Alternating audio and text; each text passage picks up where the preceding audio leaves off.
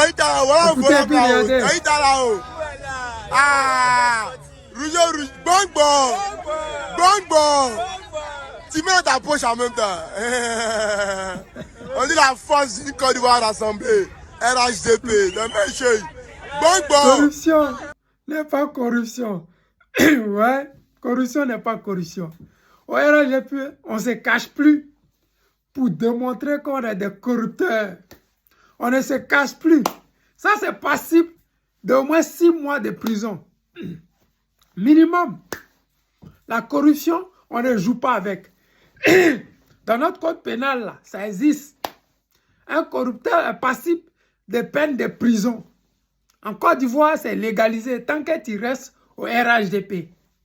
Mais dites-moi, vous qui êtes Ivoirien, vous qui êtes Africain, même un parti politique microscopique peut remplir et BNP si on leur donne des dizaines de milliards pour distribuer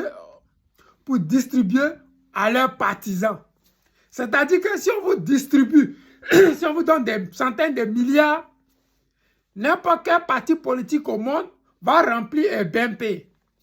Donc le RHDP prend l'argent du contribuable ivoirien pour aller se donner un genre au niveau national et au niveau international. On peut vous affréter des cars, mais on ne peut pas, en plus des cars, vous payer de l'argent. Nulle part on a vu ça. Nous, on sait qu'au PPACI, on peut envoyer des cars aux militants pour se déplacer. Parce que les moyens de déplacement en Côte d'Ivoire ne sont pas comme ici en Europe où chaque 5 minutes, chaque 3 minutes, le métro ou bien le bus va venir. Non, en Côte d'Ivoire, le bus peut passer chaque 1 heure. Et 1 heure là même, c'est toujours bourré. Donc c'est pour cela, au PPACI, on affrète des cars pour pouvoir permettre aux militants et aux sympathisants de se déplacer un peu facilement. Mais au RHDP, en plus des cars, en plus des bus, en plus des moyens de l'État, on paye encore la conscience de celui qui va venir vous soutenir.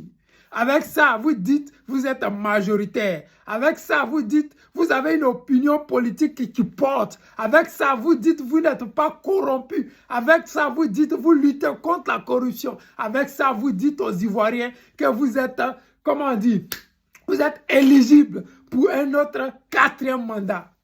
Dites-moi, vous avez cassé le commerce de nos parents. C'était pour les donner 5 000. Vous avez cassé la maison de nos parents. C'était pour les donner 5 000. C'est-à-dire qu'on vous appauvrit pour pouvoir mieux vous acheter. Vous achetez la conscience des pauvres citoyens qui ne vous ont rien demandé. Vous affaiblissez le pouvoir d'achat des Ivoiriens pour pouvoir après les manipuler. Vous faites pitié. Vous faites honte à la Côte d'Ivoire. Vous nous faites honte, mais on regrette un jour d'avoir accepté ces étrangers-là chez nous. Oui, Draman Ouattara, on regrette que le président Laurent Gbagbo ait signé un décret spécial pour te permettre d'être candidat. On le regrette amèrement, mais on n'a pas encore fini avec vous. Oui, si tu veux, faut dire à la veille des dépôts des candidatures que toi tu es candidat ou tu n'es pas candidat. On s'en bat les couilles. C'est que nous on veut là. C'est que le guide président Laurent Gbagbo sera notre candidat et il sera installé au pouvoir en 2025. C'est à vous de savoir. Choisissez la manière de partir que vous voulez. Si vous voulez partir d'une manière démocratique, vous allez le faire. Mais si vous voulez partir dans un désordre qui va vous coûter plus cher et d'autres même leur vie, c'est à vous de choisir. Mais c'est une honte pour la Côte d'Ivoire de voir que des Ivoiriens sont achetés à des billets de banque. De voir que cette jeunesse ivoirienne, elle se fait manipuler. Mais je vous comprends.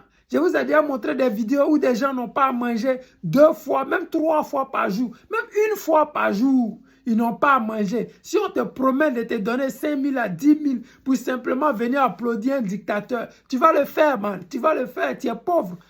Tu es pauvre, tu n'as rien, tu vas le faire. Mais cette dignité-là, on veut que les Ivoiriens retrouvent ça. On veut que l'Ivoirien retrouve sa dignité qu'il a perdue depuis le 11 septembre. Mais depuis l'avènement de Draman Ouattara en Côte d'Ivoire, les Ivoiriens sont corrompus. La corruption est quelque chose de visible depuis 500 km. La corruption aujourd'hui est devenue quelque chose de banal. La corruption aujourd'hui est devenue quelque chose de nationalisé. Aujourd'hui en Côte d'Ivoire, plus tu es médiocre, plus on t'applaudit.